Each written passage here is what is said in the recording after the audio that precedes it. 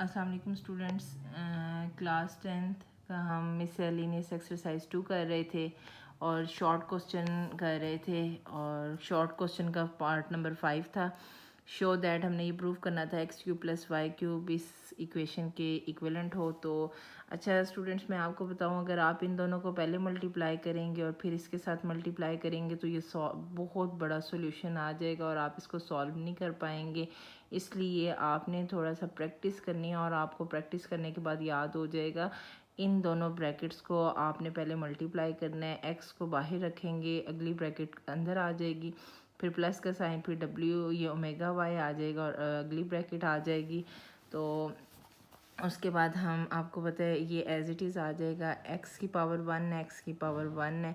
Multiplication में base को एक दफ़ा लिखते हैं और पावर्स ऐड हो जाती हैं। और ये भी इसी तरह हो जाएगा एक्स ओमेगा स्क्वायर वाई, फिर यहाँ पे आ जाएगा ओमेगा एक्स वाई और ओमेगा स्क्वायर ओमेगा क्यूब हो गए, वाई और वाई वाई स्क्वायर हो जाएंगे। फिर हम x plus y as it is उतार देंगे, plus x y omega square plus x y omega plus हमें पता है ओमेगा क्यूब बराबर होता है -1 के, ये आपने ज़ुबानी याद रखना है, ठीक है। और इसको वाई स्क्वायर कर देंगे आगे, x plus y x square plus, अब देखें एक्स वाई भी कॉमन है, एक्स वाई भी कॉमन है, इसको एक दफ़ा लिखेंगे और ओमेगा स्क्वायर प्लस ओमेगा आ जाएगा, माइनस प्लस माइनस माइनस होता है, वाई स्क्वायर आ गया। फिर हमें एक प्रॉपर्टी हमने याद की हुई है, MCQs भी कर चुके हैं, शॉर्ट क्वेश्चन भी कर चुके हैं, all the sums of unity is equal to 0, हमने ये प्रूफ भी किया हुआ है। 1 plus omega square is equal to 0। अब आप ये देखें ओमेगा एंड ओमेगा स्क्वायर किसके इक्विवेलेंट हैं, इसको हम कैसे कर सकते हैं, 1 उस तरफ जाएगा -1 हो जाएगा तो ये -1 के इक्वल आ जाएगा। अब इसकी जगह पे हम -1 डाल देंगे, आगे इसको आप सॉल्व कर सकते हैं, x plus y x square plus minus minus x y minus y square, और ये हमारे पास सॉल्यूशन आ गया जी। तो स्टूडेंट्स उम्मीद करती हूँ ये आपको समझ आ गई होगी। नेक्स्ट हमारा क्वेश्चन है 6 क्वेश्चन है, इवेलुएट का मतलब होता है सॉल्व करें, हल करें। इवेलुएट करें ओमेगा 37 प्लस ओमेगा 38 प्लस 1। अच्छा, आपने ना इसको सॉल्व करने से पहले अपने माइंड में एक बात रखनी है कि हमें बस ये पता है कि ओमेगा क्यूब बराबर होता है 1 के। अब इस ओमेगा क्यूब के थ्रू ही हमने इसको हल करना है। मैं क्या करूँगी, पहले तो देखूँगी क्या 3 के टेबल में 37 आता है, नहीं आता। 3 के टेबल में 38 आता है, नहीं आता। अब मैं क्या करूँगी, 36 ओमेगा के ऊपर 36 प्लस 1 लिखूँगी, 36 प्लस 1 37 होता है। फिर इस ओमेगा के ऊपर 36 प्लस 2 लिखूँगी, वो 38 के इक्वल होता है, 1 एज इट इज़ आ जाएगा। और यहाँ पे आप नीचे देखें, जब ओमेगा के ऊपर पावर प्लस में हो तो हम ना बेस को सेपरेट कर सकते हैं। अब मैंने ओमेगा 36, इसका मतलब प्रोडक्ट है ओमेगा 1, इसको आप इस तरह लिख सकते हैं, और ओमेगा 36 डॉट ओमेगा 2 प्लस 1। अब ओमेगा 36 3 के टेबल में आता है, मैंने 3 को अंदर रखा, 3 12 सा 36 ओमेगा 1 ऐसे ही आ जाएगा, 3 12 सा 36 ओमेगा 2 ऐसे ही आ जाएगा प्लस 1। अब मुझे पता है ओमेगा 3 इक्वल है 1 के, 1 की पावर 12 1 होती है, ये ओमेगा एज इट इज़ आ गया प्लस 1 12 1 आ गया, ये ओमेगा स्क्वायर आ गया प्लस 1। अब ओमेगा 1 ज़ा ओमेगा स्क्वायर 1 ज़ा ओमेगा स्क्वायर प्लस 1, और इसको मैं ठीक कर लूँगी, 1 plus omega square is equal to 0। देखिए अब ये हमने कितने ज़्यादा MCQs किए हैं, शॉर्ट क्वेश्चंस भी प्रूफ भी किया है, और उसके बाद पिछले वाले क्वेश्चन में भी हमने ये प्रूफ किया है, और इस क्वेश्चन में भी। तो ये प्रॉपर्टी बहुत इंपॉर्टेंट है। तो स्टूडेंट्स नेक्स्ट हमारा क्वेश्चन है, एवेलुएट करें 1 minus omega plus omega square 6। अच्छा, एक चीज़ इस क्वेश्चन में बतानी है कि यहाँ पे ये प्लस यूज़ हुआ है, ये इन्होंने मिस्टेकनली लिखा हुआ है, जबकि यहाँ पे माइनस आता है, ठीक है। प्लस के साथ ये सॉल्व नहीं होगा। यहाँ पे ये माइनस आ रहा है, आप इसकी करेक्शन कर लें। 1 माइनस ओमेगा स्क्वायर का हमें पता है, इसको भी सॉल्व नहीं किया जा सकता क्योंकि हमने तो याद किया हुआ है 1 प्लस ओमेगा स्क्वायर इक्वल है 0 के।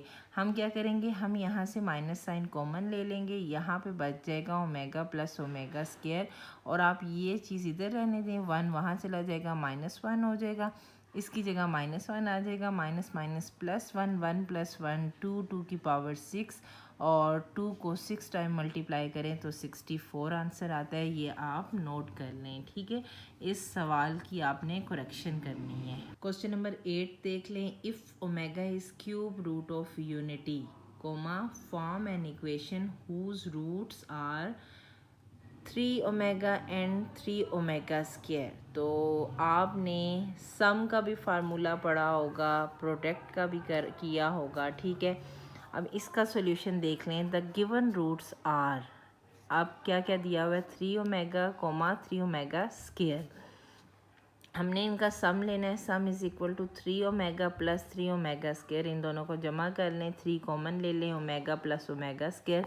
जैसे कि हमें पता है 1 प्लस ओमेगा स्क्वायर इक्वल होता है 0 के, तो ओमेगा प्लस ओमेगा स्क्वायर -1 के इक्वल है। यहाँ पे -1 आ जाएगा, 3 1 ज़ा 3, माइनस साइन आ गया। इसी तरह अब हम इन दोनों रूट्स का प्रोडक्ट लेंगे, 3 ओमेगा और 3 ओमेगा स्क्वायर का, 3 3 ज़ा 9 होता है, ओमेगा और ओमेगा स्क्वायर ओमेगा ये इस तरह हम लिख लेंगे। ये 2 + 1 बेस एक दफ़ा लिख देंगे, और 2 + 1 3 हो गया। ओमेगा क्यूब हमें पता है इज़ इक्वल टू 1, ये हमने ज़ुबानी चीज़ें याद करनी हैं, और 9 1 ज़ा 9 हो गया। अच्छा, तो आपने एक इक्वेशन, इन्होंने कहा है form an equation whose roots are 3 omega and 3 omega square.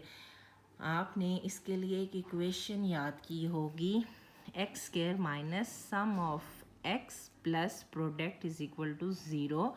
तो सम ये हमारे पास आया है, और प्रोडक्ट हमने 9 फाइंड आउट किया। अब इस इक्वेशन में हम डाल देंगे एक्स स्क्वायर माइनस सम की जगह -3x आ जाएगा, प्लस प्रोडक्ट की जगह 9 आ जाएगा, और हमारे पास वेरीफाइड इक्वेशन है x square minus minus plus 3x plus 9 is equal to 0। तो 9 है जो आप ये देख रहे हैं, लिखा हुआ है find the sum and product of the roots of the equation. उन्होंने कहा है कि इक्वेशन दी हुई है 2p(x² + 3q(x - 4r) is equal to 0। आपने सम फाइंड आउट करना है और प्रोडक्ट फाइंड आउट करना है। अगर आप यहाँ पे नोट करें तो x², x और कांस्टेंट, ये एक अलग वैल्यू है, ये पूरी एक अलग वैल्यू है, और एक ये पूरी अलग वैल्यू है, ठीक है। हमें पता है ये a होता है, ये b होता है, और ये c होता है, ठीक है। c कांस्टेंट है, माइनस साइन लाजमी आपने मेंशन करना है, ये मैंने लिख दी है। अच्छा, अब सम का फार्मूला एक हमने ये भी याद किया हुआ है, अल्फ़ा प्लस बीटा, ठीक है। Alpha plus beta is equal to -b/a, और b ये है 3q और a 2p है। आप इसको -3/2qp करें, और प्रोडक्ट है हमारे पास alpha beta is equal to c/a। एक फार्मूला ये आपने याद करना है, और एक ये याद करना है, ये बहुत इंपॉर्टेंट फार्मूलाज हैं, क्वेश्चन में भी आते हैं, ठीक है। c की वैल्यू आप पुट करें और a की वैल्यू पुट करें, 2 2 ज़ा 4 -2r/p। हमने सम भी फाइंड आउट कर लिया और प्रोडक्ट भी फाइंड आउट कर लिए। तो नेक्स्ट हमारा क्वेश्चन नंबर 10 है। इसमें आपने using synthetic division show that x - 2 is the factor of x³ + x² - 7x + 2। अच्छा स्टूडेंट्स, सिंथेटिक डिवीजन के बारे में हम आ जाते हैं। एक डिवीजन मेथड इस तरह होता, हमारे पास MCQs क्वेश्चन नंबर 9 है। Using synthetic division find remainder and quotient. आपने रिमाइंडर और क्वोशंट फाइंड आउट करना है, और ये हमें उन्होंने कहा है x³ + 3x² + 2 divided by x - 2। थोड़ा सा बुक का इशू है। अच्छा स्टूडेंट्स, यहाँ पे एक सिंथेटिक डिवीजन हम करेंगे, ठीक है। तो आप ये देख लें, solution x³ + 3x² + 2 divided by x - 2 है। सिंथेटिक डिवीजन ऐसे होती है, एक लाइन ऐसे ड्रॉ करते हैं और एक ये ऐसे, ये कॉलम की तरह और एक ये रो की तरह। अब ये देखें इसकी पावर क्यूब है, ठीक है।